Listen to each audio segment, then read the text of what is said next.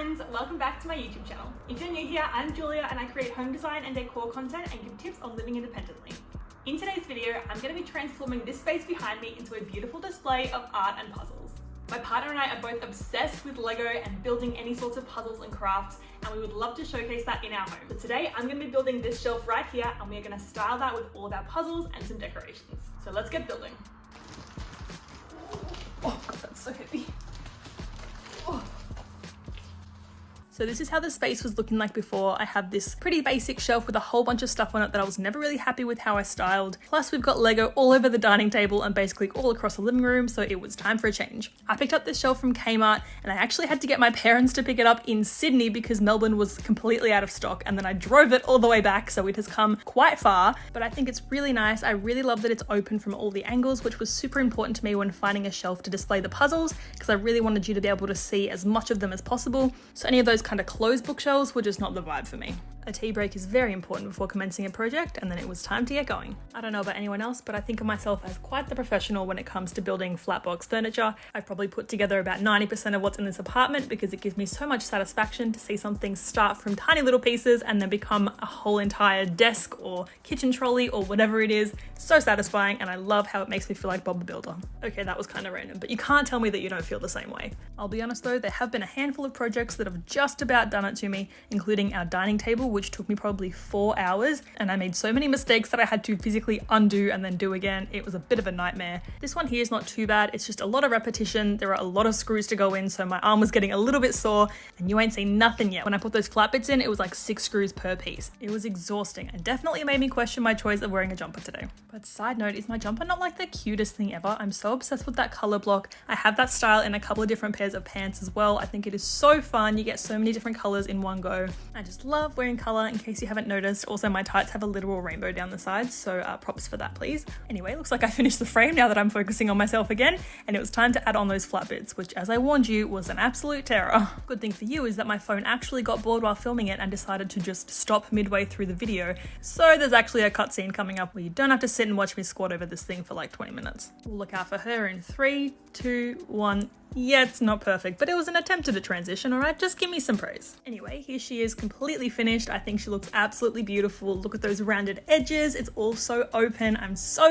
excited to style it. But first we've got to get rid of what's currently there in order to make some room for this thing. I'll be honest, there's not a lot of room in this apartment, so everything was getting chucked basically just out of frame, but hey, it's looking pretty good to me. Got that shelf out of the way and ready to sell on Facebook Marketplace tonight. And look what I found, a brand new puppy dog. Oh my goodness.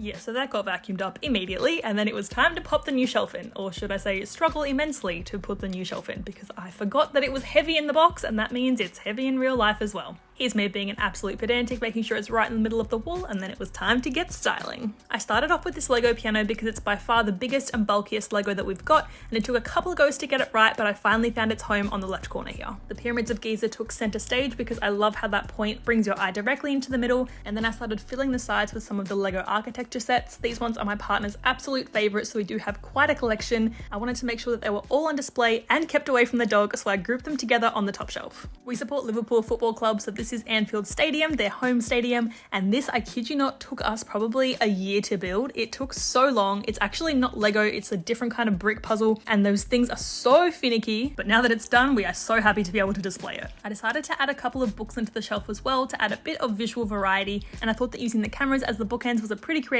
way to display them as well. I find that styling is a lot of trial and error, so I was moving pieces around, adding different elements, and just seeing what I liked. I knew I wanted some flatter pieces on the top in amongst the puzzles to add some more levels, and then I focused on filling the bottom shelf with some larger and sturdier items that were less likely to be knocked over by my dog. So that included some large vases, some really heavy books, and then a couple of picture frames that I got from the op shop, so I'm not too sad if they end up breaking. I really love how this shelf space is coming together. There are so many different elements that I think complement each other really well, and I think it's a nice way to display the puzzles without it being completely puzzle focused. So here she is. Enjoy some B-roll of this gorgeous shelf space and enjoy discovering all the different puzzles that we have on display. I love that it's not too cluttered, so there is still space to add more things or make any little adjustments, but for now it's a really peaceful space, so I'll just let you enjoy it.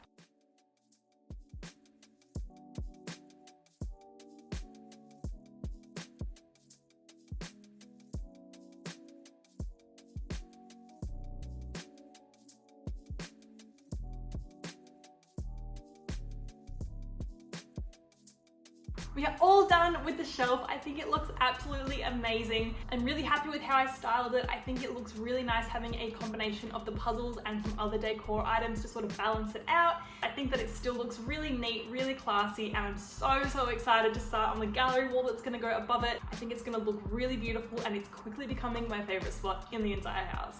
If you wanna see how that gallery wall goes and watch me finish off this entire wall space, do hit the subscribe button below and make sure you've got notifications turned on so you know when I post a new video. If you did like today's video, please be sure to give it a thumbs up and comment down below your favorite thing about the video. I'd love to start getting to know some of you and building a really awesome community here on my channel, and I'm really excited to keep making videos for you all. See you guys in the next video.